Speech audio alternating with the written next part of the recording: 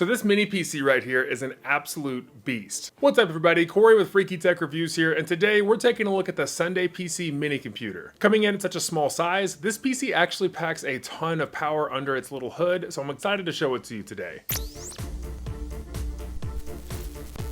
In this video, I'll go through the physical and internal specifications, price, best use case scenarios, and my summary on it. And quick disclaimer that SundaePC did send this unit out for review, however, it does not impact my thoughts on it or encourage a positive review. In the box, you receive the SundaePC with an included rubber case, the power cable, and an adapter for DisplayPort to HDMI. I then also received a secondary rubber case as I was going for a black and white setup to match my headset, Portal, and ROG Ally, but there are other color options that include light and dark blue, strawberry, and the black silicone that already comes standard with it. The immediate first impression you receive on the SundaePC is just how small it is. Overall dimensions are 4.7 inches in width, 2.1 inches tall, and a total of 3 pounds. And because of that form factor, it's actually a really excellent travel companion for work on the road, and I will touch on that in just a little bit. On the front of the SundaePC, you have a USB-C and USB-A port, 3.5mm headphone jack, LED indicator light, and power button. And on the back, there's an input for the provided power cable, a 1.48 display port that does support multi-channel audio, 2 USB-A ports, a 2.5 gigabit Ethernet port, additional USB-C ports, and vents for the internal fans. And while I do like the available inputs, I do wish that there was a dedicated HDMI input alongside the display port. But SundaePC does provide that HDMI 2.0 adapter in the box to use the display port. Now diving into the internal specs, the SundaePC uses a 12th gen Intel i5 1235U processor, which excels at low power consumption and quick operation, which makes it solid for smaller builds like mini PCs and laptops, and it uses just 65 watts of peak power. This processor is very capable for basic everyday tasks such as web browsing and light video streaming, but it also features an integrated Intel Iris Xe graphics card, which can handle some basic gaming, but usually at lower settings. But this processor pairs its 10 cores and 12 threads with 16 gigabytes of DDR5 RAM that pairs nicely, making it feel much more powerful and optimized whenever you put everything together. I did link the product page down below in case you would like to do a deeper dive into the specs and see them for yourself. The important thing to note for the SundaePC is that it is not designed to be a powerhouse rig for serious PC users, but it does have some scenarios that make it great, and we'll dive into those in just a little bit. The SundaePC also features a 512 gigabyte M.2 NVMe SSD that is PCIe based, which is great because you can upgrade the internal storage to larger capacities. It also comes stock with Windows 11 Pro, and setup is very quick and easy. Now, one area that I was impressed with this little PC is how it punches above its weight class with video output. You can reach a maximum of 8K 60Hz resolution using the DisplayPort connection with a monitor that supports display stream compression, but does cap at 4K 60Hz using the included HDMI adapter. Now, unfortunately, this is an area that I wasn't able to test simply because I don't have a 8K monitor, so I'll just have to take the company's word for it. But this unit can also support up to 3 monitors connected through the DisplayPort and 2 USB-C ports, but having more than one monitor does cap resolution at 4K 60, which is going to be plenty for the average person. And then finally, it has Bluetooth 5.3 in addition to the 2.5 gigabit Ethernet port, and SundaePC also has Wi-Fi connection up to 6E, making it pretty versatile in terms of internet connection. Now, getting into using the PC, it is a normal Windows 11 desktop with access to all softwares and programs like you normally would, and it does blaze through them and work pretty well. Now, a good friend of mine from Techful Goodies, Carl, gave me a great idea in his review video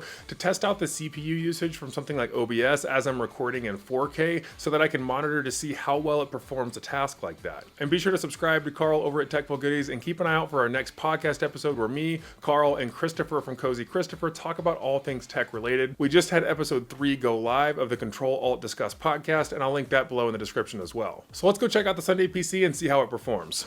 Okay, so now we're going to do some testing on the SundaePC so I can show you what it's all about. So here I have just the SundaePC connected to an LG 34-inch gaming monitor, along with a wireless Royal Clutch folding mechanical keyboard and a Logitech travel mouse. And so this goes to show how minimal this setup can actually be for you. Okay, so here I'm going to screen record through OBS Live with the SundaePC, and not only are we going to navigate things like Chrome and also take a look at some Steam gaming, but also we're going to keep an eye on the CPU usage to show you how much of a powerhouse this little SundaePC is. Keep in mind, this computer is absolutely fresh, nothing is bloating it right now, so there's really not a lot that's going to slow it down. So let's see if we can push its paces a little bit. Okay, so like with any normal Windows user, the first reaction I'm going to have is to go immediately download Google Chrome and not use Microsoft Edge.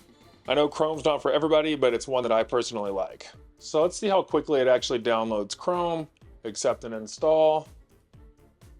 All right, open file. And this is all over Wi-Fi right now. I do not have an Ethernet cable plugged in right now, so this is just Wi-Fi speeds. Okay, downloading takes about less than 17 seconds from when it's showing me to actually download Chrome, and let's see how quickly it installs it. Now, one thing I'm not gonna do right now is sign into my Chrome, so some of the cookies and tracking from all the different Chrome profiles that I have could affect that. So we're just gonna use a bunch of tabs in Chrome by itself. So let's go to gmail.com, amazon.com, youtube.com. What else I want to go to? Reddit.com. I'll go to facebook.com, Instagram. This is just light web browsing, so it's not going to do anything heavy just yet. Let's bring up a YouTube video and start watching. I don't know if you've heard of this YouTuber, Freaky Tech Reviews. Fantastic. Be sure to subscribe to Freaky Tech Reviews. I know Corey, he's a really good guy. So while this is playing a game, I'm also gonna go to Steam really quick, and I'm gonna download something. Let's see how well it does playing Pal World. 19 gigabytes, so not a gigantic game. So let's see how fast it does. Again, it's recording at 24 frames a second, 4K, while playing a 4K video, outputting to a 4K monitor, and downloading a game from Steam. We're also gonna do a little bit of gaming on here to see how well the gaming actually performs, so we can see if that's actually worth checking out as well. But again, you're not buying a mini PC for gaming. If it has that capability and it has the ability to, then great, that's a fantastic use for it. But for the most part, this is gonna be a really great everyday PC. It could potentially be a great college computer if you don't want a laptop. And for anyone who doesn't want a laptop but also doesn't want to spend a ton of money, this is a perfect option for it because 600 bucks is hard to beat. Okay, so after about 15 minutes, Pal World is downloaded and ready to play, which on Wi-Fi, it's actually pretty good speed, but that's really more network based than the computer itself. But we're gonna go ahead and start recording the screen, and then we're going to start playing here. Now, Pal World is not an easy game for a computer like this to handle, so I'm really going to be interested to see how well it handles this type of gaming while having 6 Chrome tabs open and recording the screen in 4K. Okay, so I've got Pal World open right now, and no surprises here. It's too big of a game with too much going on for this PC specifically.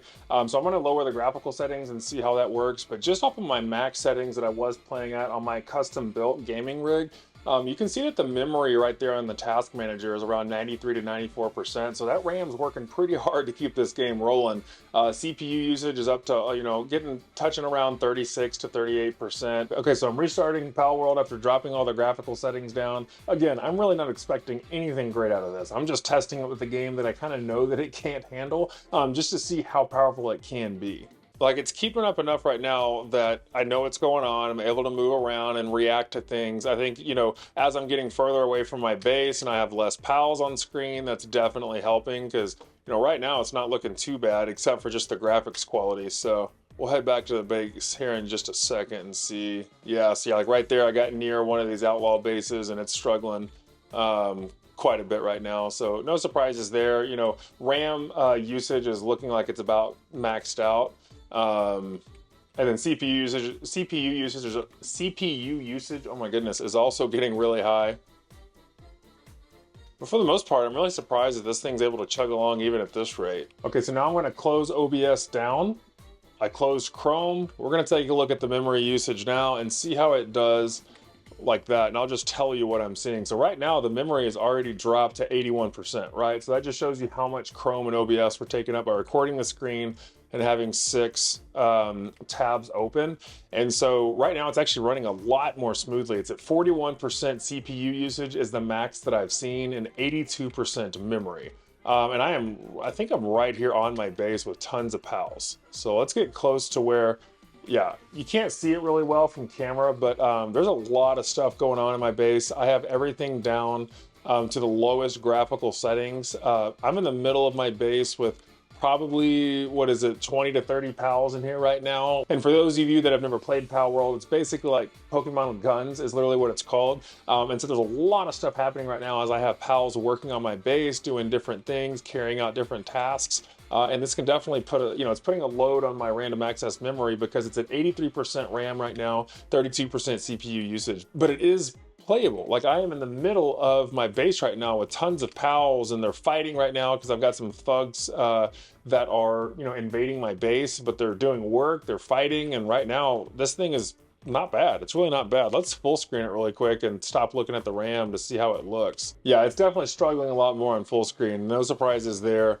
This is also a 34-inch gaming monitor at 4K. Even though the graphics are toned down a little bit, this Sunday PC is doing not a bad job of being able to output as much as it can. You can probably even see right, from this video that it's actually quite choppy. But like I said, I'm not expecting the Sunday PC to be able to run anything like this, but the fact that I can get it up and running and almost be playable in some scenarios on a smaller screen, that's actually quite nice, because if you were to travel with the Sunday PC and use like an external monitor and play less power-hungry games, I think you might actually be surprised. But this thing's not even designed for gaming, so the fact that it can at all, I think is pretty good. But also I wanted to show you just how quickly, once you have all the startup installations done and everything's good to go and you have Chrome ready, I don't have Chrome open right now. All I have is Steam running in the background. So if I click Chrome and it opens it up, let's go to Gmail. Here's how fast it opens up one Gmail. We'll open up my other one and then my other one. As you can see, just for general navigation, that's 3 Gmails opened really quick. We'll go to Amazon. Look how fast that loads. Go to YouTube. Look how fast that loads. And then you start playing a video with it. I mean, it's actually pretty snappy once you have everything done and it's completely ready to go for just to sit down and start working at. It's super minimalistic, and I think it does a really great job. But now let's head back over to the studio and I'll share my final thoughts on it and if I think that it's worth $600. Okay, so now that I'm back from testing, I'm actually very impressed with the Sunday PC. It packs quite a punch for its size and specs, and I was able to power through quite a bit of normal everyday tasks that a person would attend to outside of gaming and video editing. Now, at the time of the filming of this video, the Sunday PC comes in at $600, which I think is a very fair price for what you're getting, but what types of applications should you actually consider it for? At this price range, we have other mini PCs and also laptops that get kind of close to it, so let's compare a little bit and talk about where it makes the most sense. Now, you can get a similarly spec'd laptop for roughly the same price as the Sunday PC, and they are a lot better for traveling, obviously. But even if you are going to be somewhere where you can set up a desktop PC like this and you're going to be there for a little while, I still think even then it's hard to justify it over getting something like a laptop. But I will say that the Sunday PC being able to output to as many monitors as you can does give it an advantage over a traditional laptop because it's not going to struggle as much. So next we take a look at non-travel scenarios, which I think it is really optimized for. And this is where I actually find it kind of difficult to find anything that directly competes with the Sunday PC with its specs, price, and size. If you don't plan on using it as a main device, then this mini PC is an excellent second computer to pair with a main rig. A great example of this that I found was actually gaming with my desktop over my network by streaming through Steam. Because of this, my gaming PC was able to handle most of the load of whatever game that I was playing, but I had the same usage of whatever peripherals that I wanted like I would with a normal desktop PC, but I could put the Sunday PC wherever I wanted it. Now, you've already seen the performance of it trying to run a game like Palworld because it's not designed to have that kind of gaming capability, but whenever you're streaming across a network, you can actually play almost any game that your gaming PC can handle, and that actually makes it a lot more versatile. And it feels like I'm actually playing the game natively. Now, another area that the Sunday PC makes a lot of sense is for a very powerful media kit for streaming purposes because of the video output. Let's say you want a couch PC that can be an entire streaming device, but also has a storage drive of movies connected to it that can also game over your network as well as function like a normal PC. Then the value of the Sunday PC becomes unbeatable, because even if the size wasn't an issue for you, the power it provides for $600 is difficult to match. Now, to be transparent, there of course are competitors that are similar in specs and price, but this video is not to say that the Sunday PC blows all other mini PCs out of the water, but I can confidently say that it is worth the money and you would not be disappointed if you grabbed one. It's upgradable, it looks great, and does what it's designed to do very well, so if you are on the market for a jack-of-all-trades PC, then I can say that this is a very solid option for you. But let me know in the comments what you think about the Sunday PC and if there's any other alternatives that you prefer. Also, be sure to subscribe and join the Freaky Tech family so you can see when new videos are coming out. But I appreciate you stopping by and joining me today. Again, I'm Corey with Freaky Tech Reviews. I'll see you next time.